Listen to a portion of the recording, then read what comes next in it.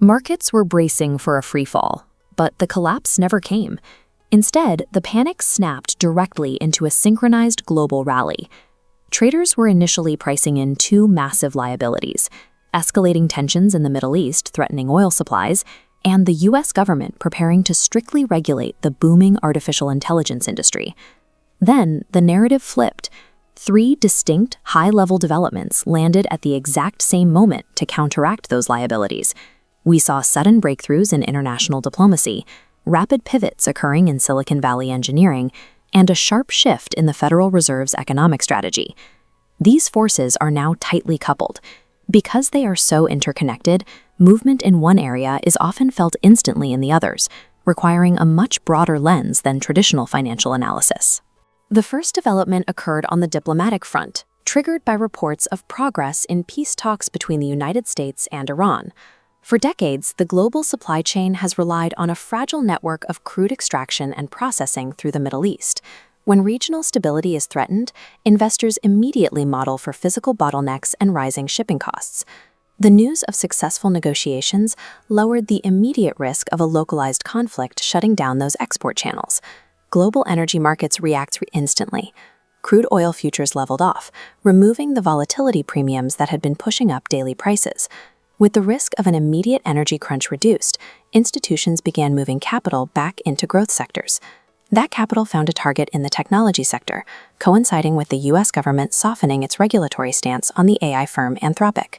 The prospect of less restrictive oversight triggered an immediate relief rally across AI-related equities, but the deeper shift was happening in the hardware layer, where the focus turned to the physical infrastructure required to run these AI models.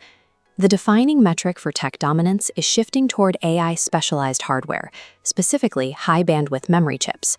This visualization shows the architectural divide. Traditional chips process information in a linear, sequential path. Modern AI requires multi-layered parallel processing, pushing data through thousands of distinct channels at the same time. Mastering this specific multi-layered architecture is what currently determines a firm's market power. This has led to a historic market upset. SK Hynix, a manufacturer specialized in these AI memory architectures, officially surpassed Samsung in market capitalization. Samsung has historically dominated the memory market through sheer manufacturing scale. Topping a firm of this size indicates how much the market now prioritizes specialized hardware. This suggests that manufacturing volume alone is no longer the primary driver of value. Instead, corporate worth is increasingly tied to specific AI hardware capabilities. While geopolitics stabilized energy and Silicon Valley rewired hardware, the central bank adjusted the cost of the capital flowing into both. In response to the stabilizing market, the Federal Reserve signaled a more aggressive interest rate outlook, effectively shortening the timeline for when they expect to tighten policy. At the same time, financial institutions introduced a new wave of aggressive retail trading products designed for everyday users. These products allow individuals to trade directly on the short-term market volatility created by the Fed's rate decisions. High-level institutional policy is now instantly accessible to retail traders, who can respond to Fed signals in real time from their smartphones.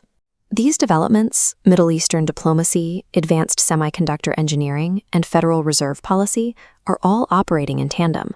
This shows how the sectors are linked. They are no longer independent variables, but part of a single global feedback loop.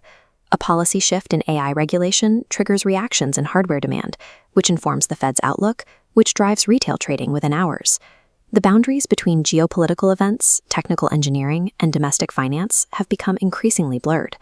In this environment, a headline in Tehran or a chip design in Seoul carries the same weight for a retail investor as a central bank forecast.